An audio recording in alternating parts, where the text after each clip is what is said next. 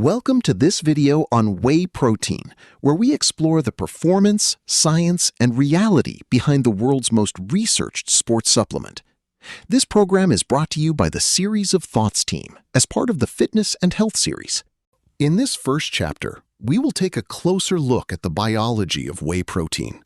Whey is a watery byproduct of cheese production and is considered one of the most complete natural proteins, particularly rich in leucine, which acts as the on switch for muscle building. Processing matters. Whey comes in three main forms: concentrate, which is most affordable, isolate, which has less fat and lactose, and hydrolysate, designed for rapid digestion. Whey's fast absorption makes it uniquely effective for post-workout recovery, helping deliver essential amino acids exactly when your muscles need them most. Next, let's explore why whey is a staple in the world of weightlifting and strength training. Whey helps drive muscle growth by activating mTOR, providing the materials needed to repair micro tears from training and preventing muscle breakdown during rest. Remember, whey is a tool, not a shortcut. For the best results, pair it with consistent resistance training and a balanced whole food diet. While strategic timing around workouts can be beneficial, consistent daily protein intake is the most critical factor for achieving long-term strength and muscle gains. It is important to debunk common myths.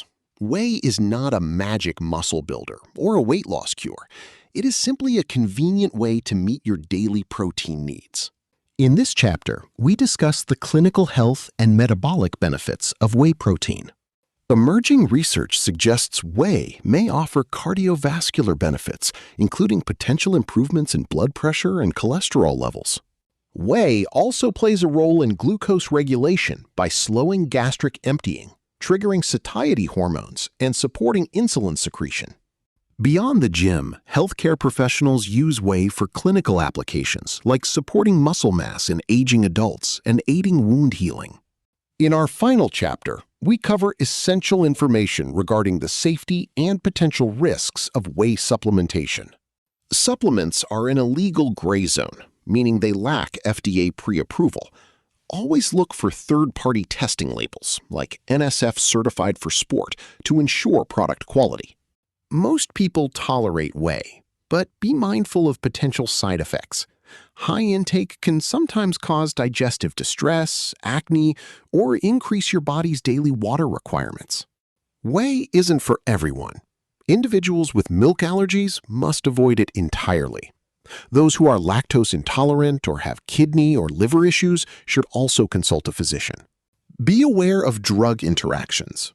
Whey can interfere with the absorption of certain antibiotics, medications like levodopa, and bone density treatments, so time your doses accordingly. Clinical data on high-dose whey for pregnant women is limited, so prioritizing whole food sources is recommended. Always check with a pediatrician before giving supplements to children. Now that we have covered the basics, let's move into our final chapter, mastering your supplement strategy. Determine your needs based on body weight.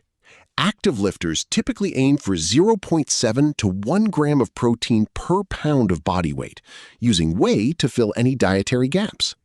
Don't stress over the anabolic window. Total daily protein volume is the most important factor for success, far more than precise meal timing or spacing. Whey is a well-researched, high-quality tool for recovery. However, remember, it is not a replacement for whole foods, which provide essential fiber and micronutrients.